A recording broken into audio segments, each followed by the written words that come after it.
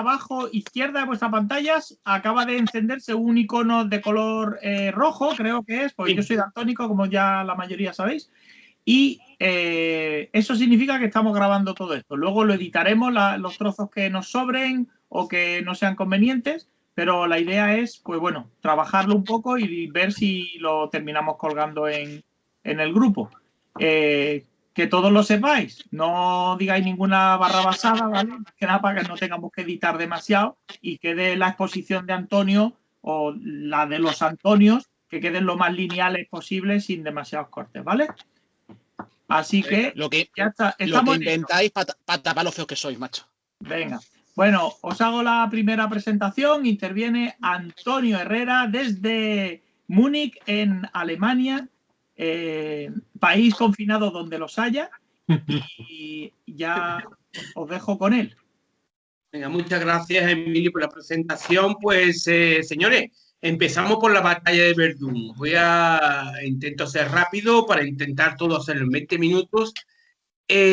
Voy a estructurar mi presentación en 3 partes, ¿de acuerdo? Lo que es antes de la batalla, lo que es la batalla y consecuencias posteriores, ¿de acuerdo? Y lo que es las piezas que están directamente relacionadas con la batalla de Verdún, o al menos con Verdún.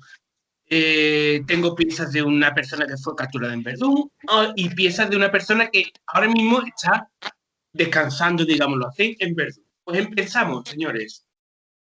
La batalla de Verdún fue en 1916, pero la guerra empezó en 1914 y tendría que haber acabado en diciembre de 1914. Para las Navidades las tropas tendrían que estar en casa, o por lo menos dándole a los rusos, ¿de acuerdo?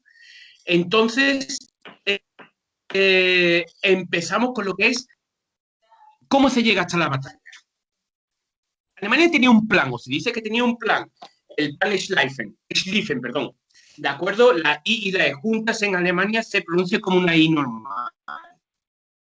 ¿De acuerdo? Un poco más larga para vuestra información. Entonces, el plan era invadir Alemania, pensando siempre en la batalla de Canaán, ¿de acuerdo? En los éxitos que tuvieron en la guerra franco-prusiana, de rodear al ejército francés en un movimiento, como podéis ver, el flanco derecho alemán era brutal.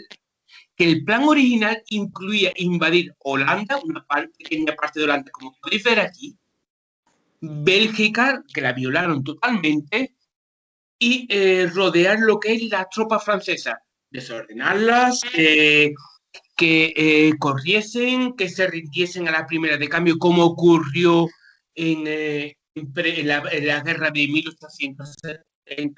1870-1871, de acuerdo con una fuerza, digamos, con un brazo derecho del ataque muy fuerte, y el resto era simplemente para intentar aguantar y pasar al ataque si fuera posible. Aquí podéis ver, por ejemplo, dónde está Verdún, para situarnos, ¿de acuerdo? Un poco.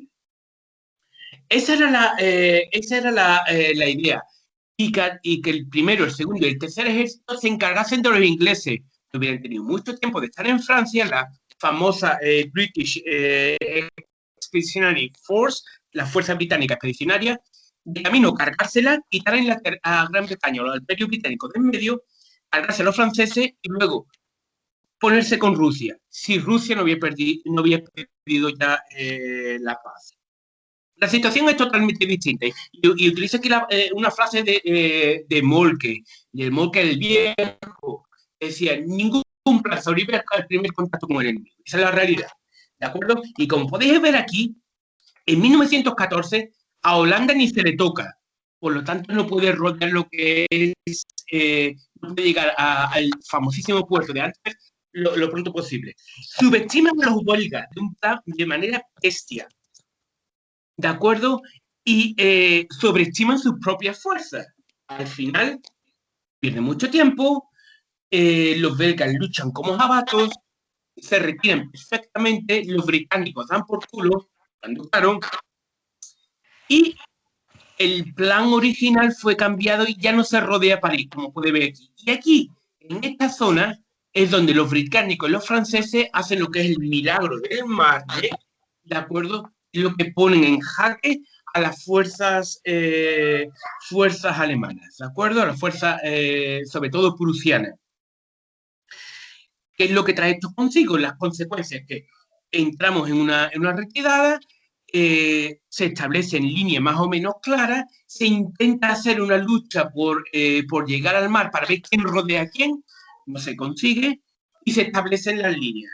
¿De acuerdo? Se ponen unas líneas claras y se empiezan a fortalecer, se crea lo que es la imagen de la Primera Guerra Mundial, es decir, la guerra de trincheras. Se empiezan a crear trincheras, se establecen los fuertes, sus fuertes, se establecen zonas ya claras y definidas, con sus diferentes, obviamente, ataques a pequeña escala.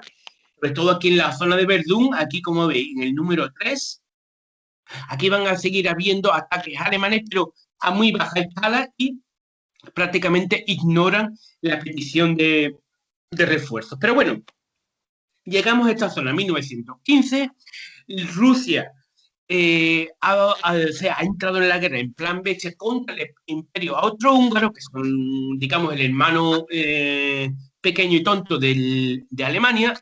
Siendo totalmente honesto, Alemania tiene que desviar tropas a la parte del este, que esperaba que fuera más tranquila, y aunque derrote a Rusia en esa zona varias veces y le dé, inflige muchas bajas, los rusos van a seguir vivos, dando por culo, hablando claro, siendo honesto.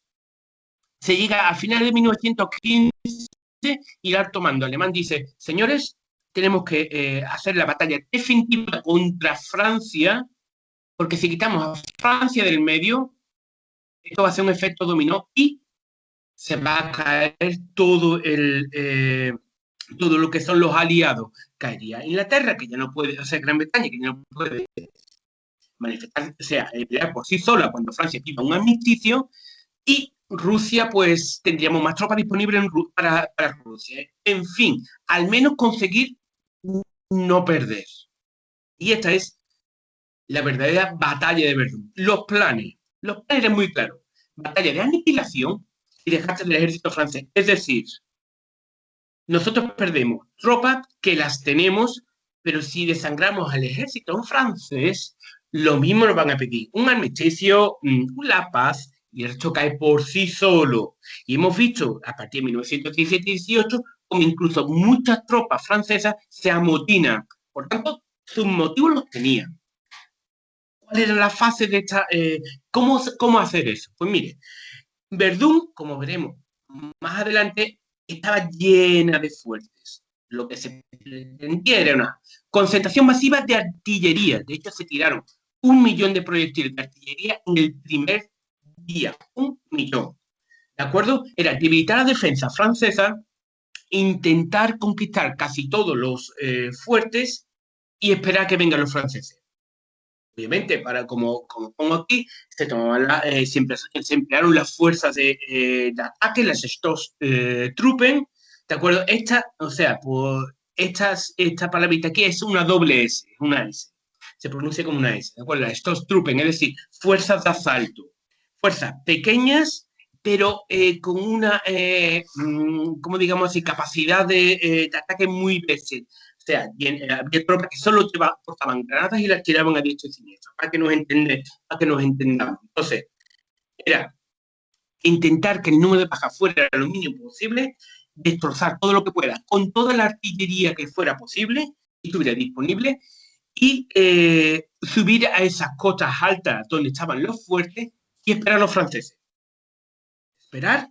El orgullo francés, porque eran fuertes, modernos eran fuertes, aunque fueran debilitados un poco previamente, pero era apelar al orgullo francés, atraer todas las tropas posibles y desde esas alturas destrozar a los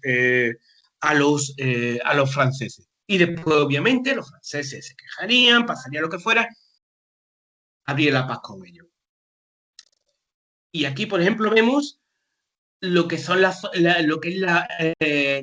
de Verdún, cómo empezó todo, ¿de acuerdo? El 21 de febrero de 1916, con 10 días de retraso, empieza la ofensiva, ¿de acuerdo? 10 días, que quería empezar el 10 de febrero, pero el mal tiempo lo impidió. Entonces, la realidad, como dijimos en la primera frase de aquí, ningún plan sobrevive al contacto con el enemigo, ¿de acuerdo? Y esa fue la red. El 21 de febrero se inicia una ofensiva artillera brutal, más de 1 millón de proyectiles. Cayeron 1.200, mínimo de 1.200 piezas de artillería de todos los calibres participaron, y aún así se rompieron varias líneas, pero la principal defensa francesa no cayó. Hubieron zonas donde desaparecieron totalmente, pero los alemanes tenían órdenes de llegar ahí y esperar. Y eso es lo que hicieron. O sea, se habla ahora de que se podía haber una ruptura mucho mayor y Dios sabe lo que hubiera pasado, pero la realidad es que tienen órdenes de esperarse ahí. El resto de fuertes no cayeron. ¿De acuerdo? Entonces, ¿qué es lo que pasa? Se estanca la ofensiva, la resistencia francesa, quitando los primeros días de total desorganización, empieza a ser fuerte. Y entra en juego, no lo pongo aquí en la presentación, un famoso, luego odiado o repudiado general Pétain, ¿sabes? Que es el que empieza a organizar la defensa diciendo, vamos a tirar para adelante y esto de aquí no van a pasar. Y salió el tema de ahí de no pasarán. ¿De acuerdo? Y esa es una frase que se iba a repetir en Verdún prácticamente cada día. Se organiza la artillería, sobre todo la artillería. ¿De acuerdo? Se organiza un sistema de suministros genial, ¿de acuerdo? Que entra a través de una carretera que la pongo que es la Vía Sagra. No lo sé en francés, Voie Sacrée, que yo lo pueda pronunciar mucho mejor, pero cómo empiezan a resistir, y resistir poniendo haciendo el máximo esfuerzo posible, ¿de acuerdo? ¿Qué es lo que pasa? Los alemanes no encuentran el resultado que ellos querían. Empieza la ofensiva del norte, es decir, esta parte de aquí, como veis aquí, esta no entró en un principio, entró solo esta parte, ¿de acuerdo? Porque no encuentran objetivos. Se sigue avanzando, como podéis ver aquí, se sigue aquí avanzando, pero aún así el resultado no se está consiguiendo. Y lo peor de todo es que las bajas son entre los alemanes muy altas. ¿De acuerdo? Entonces, como pongo por aquí, el frente se estanca, los alemanes se encuentran de repente con el Somme, que ha empezado el 1 de julio, y ya pues un par de ofensivas más importantes, por ejemplo, la de agosto y septiembre, pero ya lo que es en otoño, los franceses se suben y los franceses empiezan a atacar. Y lo fuerte que se me olvidó contarlo antes, de esa zona que cayeron en manos de los alemanes, fueron reconquistados. Por ejemplo, el fuerte lo pongo aquí de Daumont, falta aquí una O, perdona, lo corregiré después. Cayó por un grupo de 3 o de 4 soldados que entraron en el fuente como Pedro por su casa y lo conquistaron por ellos solos. Estaban debilitados y demás. Aún así, el problema de estos fuertes era que ellos pensaban que eran tan, no débiles, pero antiguos que los de Lieja, pero no cayeron precisamente porque eran mucho más modernos. ¿De acuerdo? Total, que al final lo que se llega es una especie de tablas, aunque yo diría más que una victoria francesa. ¿Por qué? Porque no cayó Francia. Sufrieron bajas terribles y eso se notaría en los siguientes años. Encima, cuando se subieron, sufrieron muchas más bajas, ¿de acuerdo? Pero resistieron. Y estamos hablando de una batalla que duró 10 meses, la más larga de la Primera Guerra Mundial, con bajas de entre heridos, desaparecidos y muertos de más de 700.000 soldados, ¿de acuerdo? Entre ambos bandos. Y siempre se tiene sobre la Primera Guerra Mundial la idea de que la ametralladora entró en en guerra y demás, bueno, ya entró en guerras anteriores, como las ruso-japonesas, pero el 70% de las bajas fueron directamente artillería. Los franceses fueron espectaculares, los alemanes al principio también. ¿De acuerdo? Entonces, ese es el principal, la principal causa de bajas en ambos bandos. Esto es lo que un poco lo que es la batalla, ¿de acuerdo? Entonces, esto es la organización de tropas en marzo, como podéis ver por aquí. He señalado un poco esta zona en amarillo porque tienen que ver directamente con lo que voy a comentar a continuación. Aquí he puesto un poco lo que son las principales tropas bárbaras, que es lo que, por ejemplo, a mí me importa y tiene que ver con lo que voy a presentar a continuación, porque he pasado ya directamente a las dos primeras fases y hablo ya sobre lo que son piezas, ¿de acuerdo? De gente que estuvo directamente ahí. Y de hecho, uno está ahora mismo aquí, ¿de acuerdo? Entonces, y también con idea, obviamente, de subirlo esto a Dropbox. Entonces, empezamos con lo que son piezas que tengo que estuvieron en Verdún, porque esta placa que veis aquí, que es la típica en inglés, Docs Tag, o el Kenun's Saihyun Sobai y demás, perteneció a un soldado que solo estuvo luchando en la guerra 20 días, nada más. Con 19 años, Javier Lip, Javier Amor, digamos, más o menos Amor, digámoslo así, llega al frente de Verdún, de acuerdo con el 12 Regimiento de Infantería. O sea, solo 3 días después se le fue concedida la Cruz de Hierro. ¿De acuerdo? No son estas, esto simplemente lo he reunido para ponerlo aquí como un grupo. Algo pasaría, pero menos de 20 días después, o 22 días después, es herido, retirado del frente, puesto en lo que regimientos de reserva, es decir, más o menos de Landsturm, es decir, los más viejos, ¿de acuerdo? Y ahí trabaja. Y de hecho consigue esta de aquí, la Cruz Armamento Militar de tercera parte, con espadas, y lo consigue ya en 1918, pero posiblemente este hombre no estuviera completo ni mucho menos, ¿de acuerdo? Aún así, ya os digo, esta placa estuvo en Verdún 20 días, pero consiguió esta medalla de aquí. Seguimos, ¿de acuerdo? Y hablamos con posiblemente el grupo preferido, o sea, es de mi colección La Niña de mis Ojos, ¿de acuerdo? Simplemente porque es tengo toda la vida de él aquí. Y aparte, hombre, los archivos de Múnich vienen.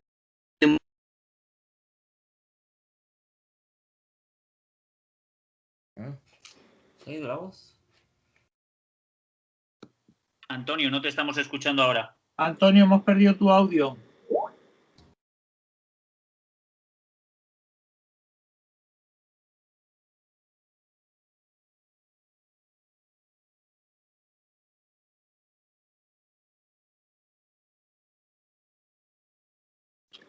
Antonio, ¿nos oyes tú a nosotros?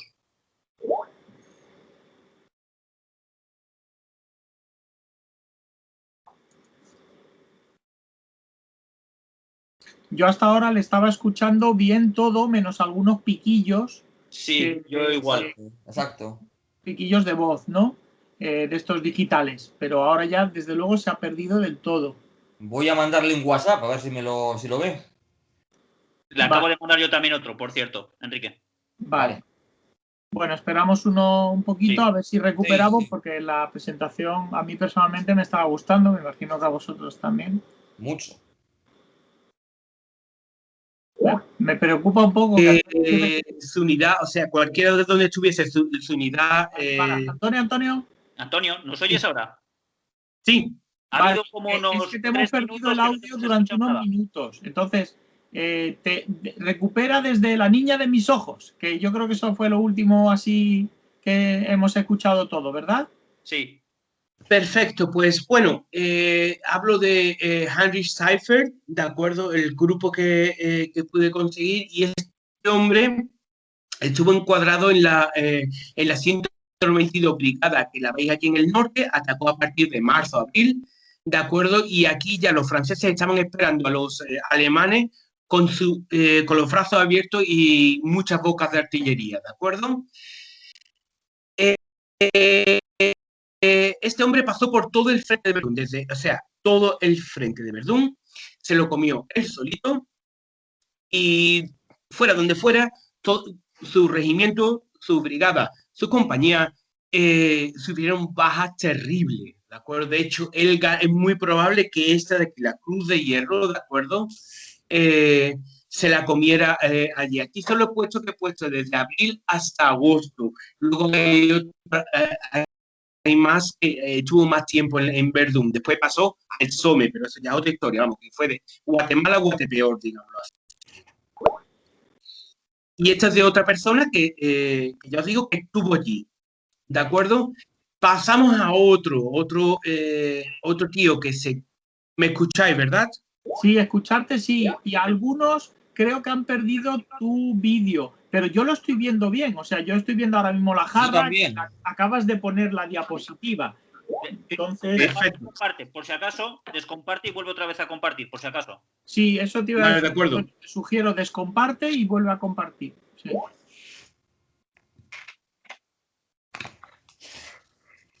Un momentito.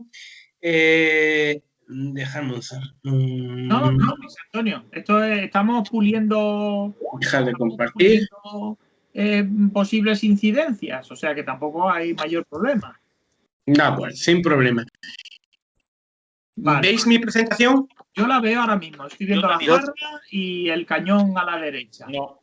Perfecto. Pues, como podéis ver, este muchacho también participó en lo que es en... ¿Quién ha puesto no? Yo ahora no lo sé. Yo no lo veo, por ejemplo. Yo lo veo bien, lo veo perfectamente. Yo desde Tenerife escucho y veo perfectamente. Hay unos cuantos que dicen que no, pero no sé por qué puede ser que unos sí y otros no. Vale, Rubén dice que sí. No sé, chicos. Dice que no. Refrescar la imagen, no sé. Yo lo veo perfectamente. La verdad es que verlo lo vemos. En principio lo estamos. Seguid. Voy a salir y volver a entrar. Perfecto, pues entonces esperamos un minutito, si podéis volver a entrar y demás, los que no lo veáis, porque es raro que alguno lo vea, otros no. Ellos están saliendo y entrando. De hecho, incluso creo que David Hans acaba de entrar. Me ha parecido estaba ver. hablando conmigo por privado para ver si conseguía entrar. Vale. Pero yo me voy a abrir otra cervecita. Dima acaba de entrar, Morato también, Pedro ha salido, Julio entra. Parece esto el banquillo de un equipo malo, de provinciales.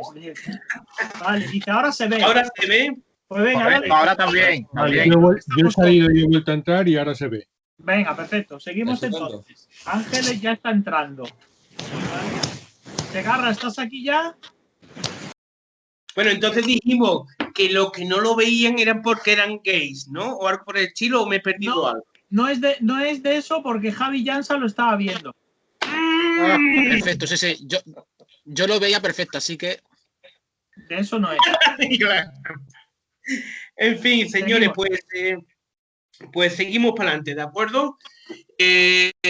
Para comentaros, o sea, para enseñaros, este era el grupo que presenté anteriormente, ¿de acuerdo?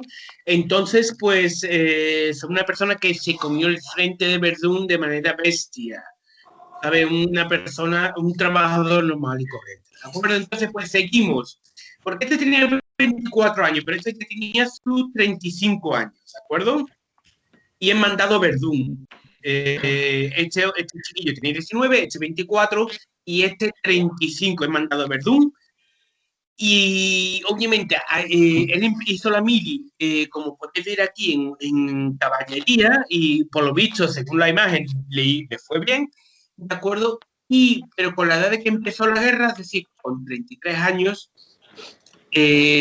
con 34 mejor dicho, este hombre lo mandan con caballos, pero los caballos que llevaban la artillería a pie, ¿de acuerdo? Esta era caballería de a pie. Entonces, tú en el primer regimiento vas a brotar de artillería como conductor de los carros que llevamos los caballos, que eran los únicos que llevamos en caballos, ¿de acuerdo?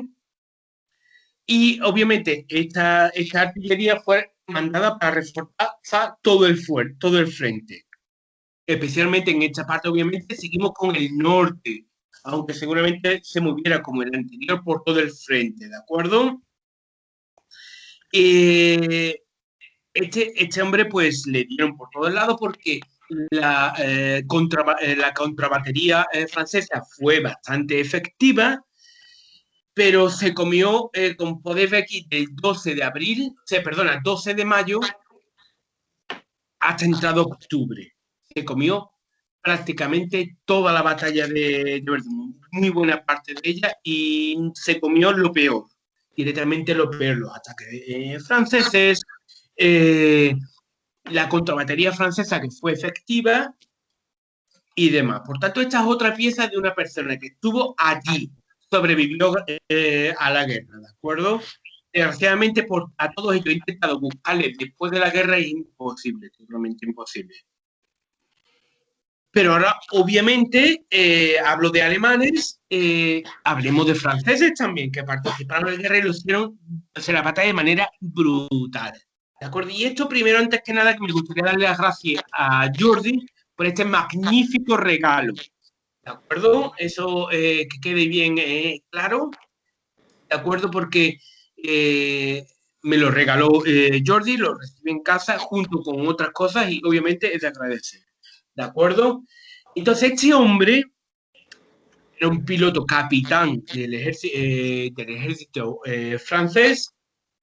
Y en ese momento estaba en la escuadrilla MF-33, ¿de acuerdo? Que era una escuadrilla de reconocimiento. Y en ese momento tenían los...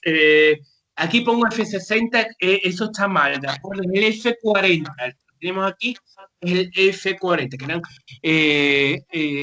un avión de reconocimiento con para dos tripulantes, ¿de acuerdo? Este hombre, vuelvo a equivocarme aquí y ya lo subiré con mejores, con todo corregido, fue tomado prisionero el 24 de octubre de 1916 y su avión fue derribado por un piloto de la Hasta 6, que en ese momento estaba operando en la zona donde él fue derribado, ¿de acuerdo? Fue el 27 de octubre cuando su escuadrilla recibió la noticia de que habían sido tomados prisioneros, tanto él como su compañero. Y lo que tenemos aquí a continuación es una concesión de la Legión de Honor en su clase de caballero, de chevalier, ¿no? Entonces, y lo que vemos aquí es el avión donde él estaba, y esta es a partir de octubre de 1916, justamente cuando esta escuadrilla toma este emblema, digamos así, este escudo, que es el hacha gala, ¿de acuerdo? Entonces, pues tenemos aquí otra pieza de una persona que de hecho fue tomado prisionero en Verdún. Es que allí sobrevivió la guerra sin ningún problema y demás, ¿de acuerdo? Y por último, esta pieza. Este hombre no participó en la guerra de Verdún, pero está allí, ¿de acuerdo? Y me gusta,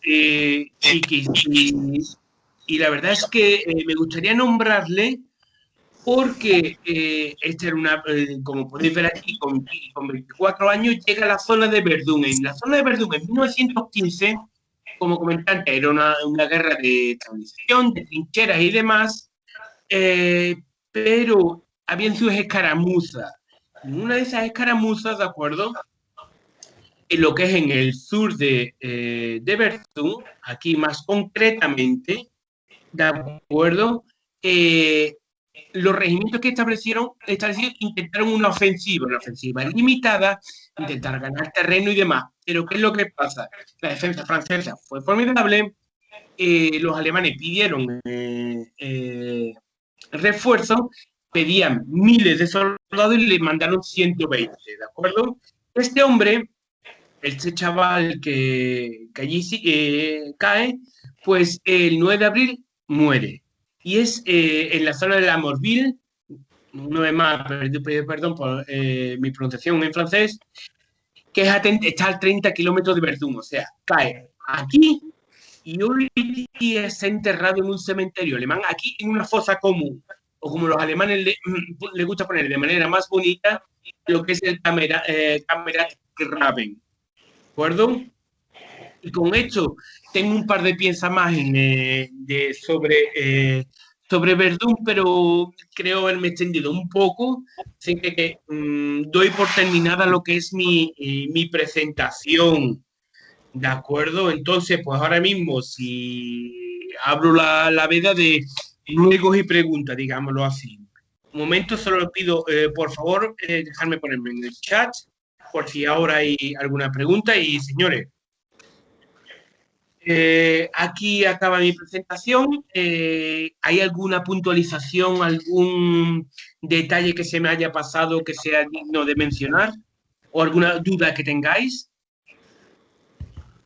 Bueno, abro yo el fuego. De entrada, muchas gracias, Antonio, porque el aplauso es generalizado, al menos por mi parte. No lo hago porque si no se va a escuchar aquí un estruendo grande solo de ruido, pero tú sabes que te la has currado mucho, las fotos, la presentación, los diagramas, y yo creo que eso hace grande tu presentación. Y yo tengo un par de preguntas.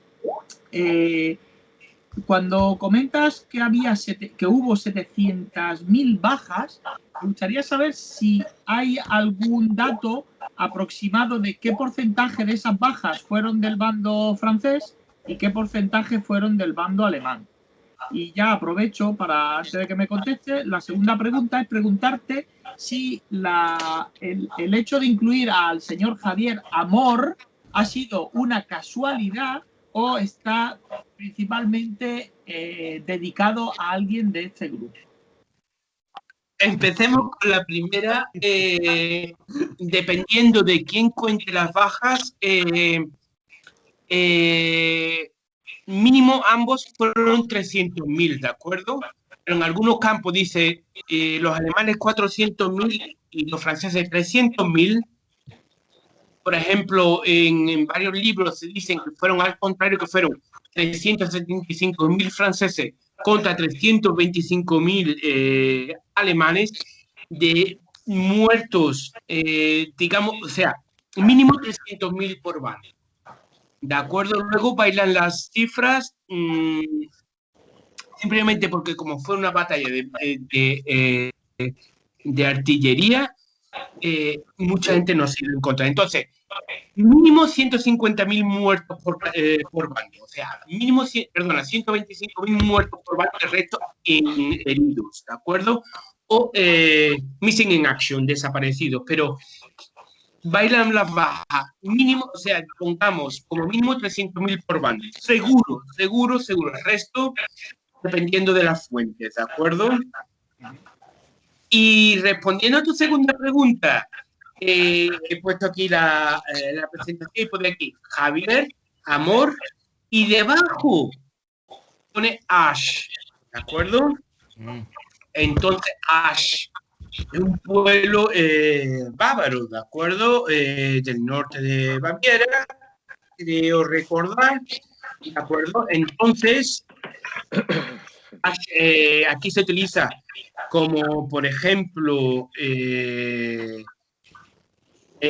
una palabra así, también típica español, que significa culo, ¿de acuerdo? Entonces, pues, he pensado en una persona que se llame Javier Amor y tenga que ver con culo. Entonces, pues, no sé, me suena alguien del grupo. Yo no quiero señalar a nadie, y menos un catalán, ¿sabes? Mozo de escuadra, ¿sabes? Y padre de familia. Exactamente. En fin, pues, señores, si tenéis alguna más pregunta, pero sí, esto es dedicado a él totalmente, con todo el amor del mundo, como su apellido indica, ¿sabes? Te quiero, Javier, a veces. Yo también te quiero. Señores. ¿Alguna pregunta más, chicos? Sí, yo tengo una. Yo le quería hacer una recomendación a Antonio. Sí, ¿Se me escucha? sí, perfectamente. Vale. Antonio, cuando has presentado el trabajo, la primera foto, ha salido el osario de Douaumont. Si tienes la suerte de ir, exacto, si tienes la suerte de ir, porque esto el 95% de la gente no lo sabe. Justo detrás, en el mismo osario, hay unos ventanales que dan a ras del suelo y, bueno, si te asomas, impresionante. Verás cientos y cientos de tibias, huesos que no se sabe si son de franceses o de alemanes, están mezclados. Eso la gente va al osario, entra por la puerta principal, echa un vistazo y se va. Pero si tú trasteas por detrás, ya te digo, es algo impresionante. Bueno, hay que verlo. Gracias, Jordi. Como hablamos en estos últimos días, cuando reciba el coche, posiblemente en abril, uno de los primeros viajes fuera de Alemania va a ser Verdún. Lo tengo tan claro como el agua, voy a ir solo y demás. Y obviamente, sí, a esa zona tengo que ir, a ese cementerio tengo que ir, al fuerte obviamente tengo que aparecer por ahí. Y tanto que tendrá esa zona que ofrecer, ¿de acuerdo? Muchas gracias. Nada, hombre. ¿Alguien más? Sobre todo trastea por detrás, ¿eh? Joder, Javi. Y que me lleve todas las piezas que pueda, ¿no? Pero Javi, esta foto te la he puesto dedicada a ti, porque sé que esa te infunde un respeto, algo. Está también dedicada a ti, hombre. Es como si tú estuvieras mirando para arriba. Tendido mirando para arriba. Yo no quiero hablar mucho porque si no el vídeo pasaría a tener 3 rombos. Así que yo por respeto no quiero hablar mucho. ¿Alguna pregunta más antes de que nos vayamos a las Islas Canarias? Vale. Responder a Pedro, de acuerdo que ha puesto aquí un comentario. Lo habitual del estudio que he leído es que en otras ocasiones la porción de baja en prácticamente cualquier camella es convencional, es decir, 1/3 se han muerto, 2/3 de herido y diversa consideración. Pues sí, en esa quedamos prácticamente. Para compensar, o sea, para hacer un comentario sobre este el buen comentario que ha dicho Pedro. En el Histocat hay una página web de Histocat y hay gente que habla sobre este tipo de temas, es espectacular. Y de hecho uno es el director de Despertaferro, la revista Despertaferro. Y ellos son los que comentaron también de que el número de muertos, obviamente no estamos hablando de 700.000 ni de 1 millón, nada, sino estaba en la horquilla entre 100.000 y 120.000 muertos, 150, dependiendo muchas veces de las fuentes, pero no más de 200.000 y sí, está la proporción de, por ejemplo, si estamos hablando de 350.000 bajas, 1/3 va a ser de muertos, sí. ¿De acuerdo? Entonces, pues, lo que ha comentado aquí Pedro, yo creo que es más que correcto. ¿De acuerdo? Solo sé ese pequeño comentario. Vale. Bim ha pedido palabra. Adelante. Nada, simplemente he puesto en el chat una foto de lo que ha comentado Jordi de los huesos. Pero bueno, son cientos de ventanales, o sea, eso es solo una, así que es una cosa realmente espectacular. ¿Diga? Madre mía. Soy Antonio, creo que se equivocó. Sí. Bueno, señores, por mi parte os agradezco. A ver, espera, vamos por partes, antes de que hagan nada. David, corta esta grabación, porfa, antes de empezar la siguiente.